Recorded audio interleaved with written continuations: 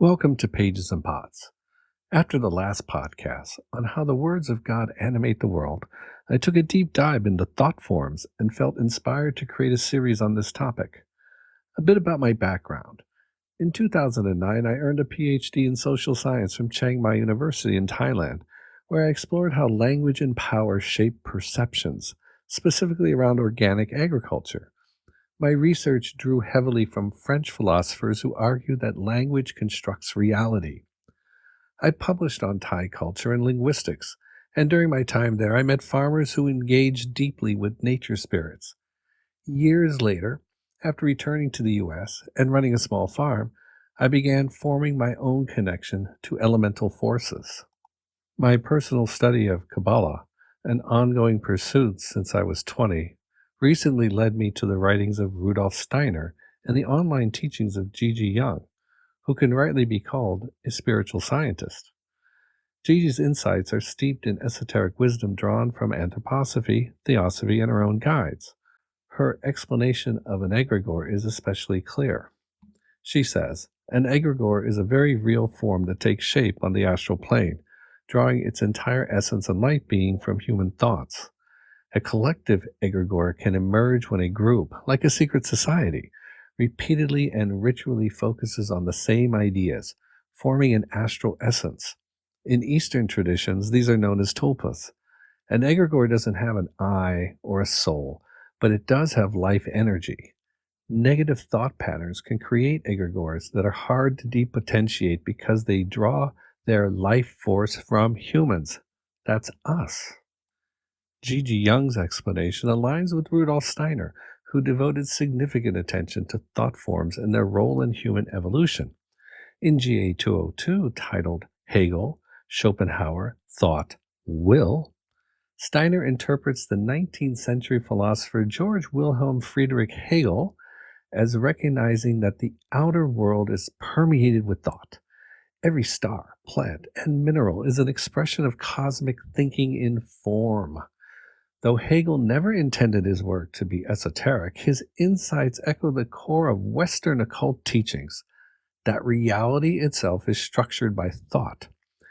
In Steiner's view, Hegel's philosophy unintentionally reveals the metaphysical foundation of the West. The world is not merely observed by thought, it is made by thought. In GA 99, Theosophy of the Rosicrucian, The Law of Destiny, Steiner writes, the beings who permeate the astral body and make it unfree are known as demons.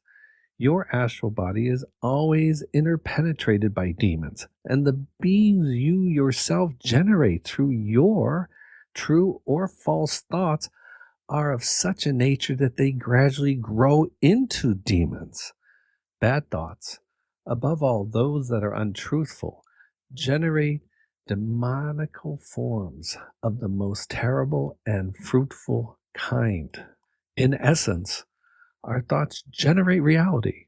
When intensified, especially through shared intention, they can form egregores, thought forms potent enough to invite angelic and demonic forces into the human experience. Esotericist Mark Stavish brings the concept of egregores into the political realm, describing how small-scale group thought forms can evolve into global religions or movements. For instance, a band of desert wanderers may form an idea of a god, which gains traction, especially when absorbed by a larger culture through conquest or alliance. As devotion grows, the egregore becomes a funnel for spiritual energy, drawing in life force and potentially forming a hierarchy with a central deity and a host of angelic and elemental beings beneath it. Thought forms are also central to Neoplatonic theurgy, especially in the writing of Iamblichus. He describes the relationship between the theurgist, the nous, and the one, in which the theurgist uses sacred rituals to summon divine thoughts, the logi, that originate in the one and are carried to earth by the nous through the light of the sun. These thought forms are not abstract. They carry real power and presence. In a previous podcast, I explored the Kabbalistic teaching that divine words are continually emanated by the light and energy of God, each encapsulated in the letters that shape and sustain creation. Plato described physical creation as the manifestation of divine thought forms, archetypes projected by the divine architect into reality. These archetypes serve as a blueprint from which all material existence unfolds. However, how do we interpret and perceive these thought forms? Returning to Gigi Young, she offers a powerful critique of modern spirituality. She says, as we sink deeper into materialism, we see the spiritual world being reduced to nothing more than imagined mental archetypes rooted around an individual's personality, rather than the spiritual world consisting of objective, living spiritual beings that work through humanity. More and more, the spiritual world is portrayed as an imagined, subjective mental construct that exists to provide a moral picture of what humanity should be. Essentially, we have to find our appropriate position within the hierarchy of reality. She is often called on her viewers to see that we are a microcosm within a macrocosm, existing inside greater spiritual forces.